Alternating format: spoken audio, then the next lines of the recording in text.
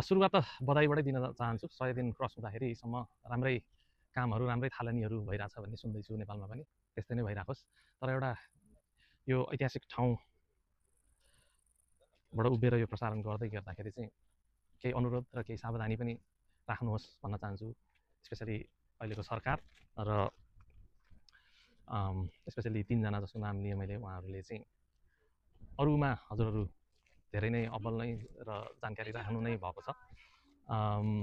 मेरो अनुरोध चाहिँ यो सरकारको काम कारबाही के कस्तो हुँदैछ एटलिस्ट 2-3 महिना 2-3 महिनामा एउटा मेजर देशको नाममा सम्बोधन गरिदिनुहोस्। सकेसम्म प्रधानमन्त्रीज्यूले गर्नुहोस्। लुक्नुपर्ने बस्नुपर्ने जरुरी नै छैन। आफूले गरेको काम एकदमै खुलेर देखाउन भन्न लाज मान्नुपर्ने ऊ नै छैन। त्यस पछाडि अर्को अनुरोध भनेको चाहिँ यो विश्वविद्यालयको नियुक्तिदेखि लिएर सरकारी काम कारबाहीको धेरै पदहरूको नियुक्तिमा चाहिँ एकचोटि होइन, 10 चोटि होइन, 100 चोटि भन्दा बढी सोचेर मात्र निर्णय गर्नुहोला नियुक्तिहरूमा। किनभने हजुरहरूको निर्णयले चाहिँ 5 वर्षलाई मात्र होइन, धेरै पछिसम्मलाई चाहिँ असर पर्नेछ।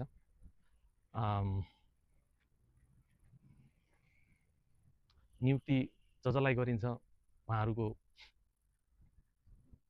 पछिसम्मको इन्ट्रेस्ट के हो, पछिसम्म नेपाललाई के कन्ट्रिब्युट गर्न सक्नुहुन्छ, योहरू कुराहरू चाहिँ हजुरहरूले डाइरेक्टली ब्याकग्राउन्डमा बसेर नियुक्ति गर्न भन्दा पनि अलमोस्ट लाइक भन्न सकिन्छ जस्तो अब अमेरिकामा जसरी प्रेसिडेन्टको राष्ट्रपतिको समेत वाद विवाद डिबेट हुन्छ भने यो नियुक्तिहरूको पनि स्पेसली हायर पोस्टहरूको चाहिँ लाइभ टेलिभाइज डिबेट किन नगर्ने होइन? त्यो गरेर नेपाली जनताले नै देख्न सकुन् कस्तो क्यान्डिडेट चाहिँ नियुक्त हुँदैछन् भनेर। त्यो एउटा अप्सन। त्यस्तै केही प्रतिस्पर्धाहरू गर्न सक्नुहुन्छ डाइरेक्टली अपोइन्ट गर्ने भन्दा पनि। त्यो यदि पोसिबल छ भने चाहिँ स्पेसली यो अब भनौँ अब युनिभर्सिटी जस्तो एकदमै इम्पोर्टेन्ट विश्वविद्यालय जस्तो कुराहरूको नियुक्ति, राजदूत जस्तो नियुक्ति, अनि देशको सुरक्षाको पोजिसनहरूको नियुक्ति र कानुनको पोजिसनको नियुक्तिहरू चाहिँ हजुरहरूले चाहिँ विचार गरेर गरिदिनु होला। यति हो मेरो भन्नु चाहिँ। यो विश्वको सबैभन्दा ठुलो नरसंहार भएको ठाउँमा बस्दै गर्दाखेरि यही अनुरोध गर्न चाहन्छु। र हामी नेपालीहरूले यस्तो नरसंहार यति ठुलो स्केलमा 11 लाख एकैचोटि एउटै ठाउँमा मर्ने जस्तो कहिले पनि यो सामना गर्नु नपरोस् भन्दै यति भन्दै म यो भिडियो अन्त गर्न चाहन्छु। नेपालका यी 3 प्रवीण लामिछाने, बालेन्द्र शाह र स्वर्णिम वाग्ले तीनैजनालाई सफल कार्यकालको शुभकामना र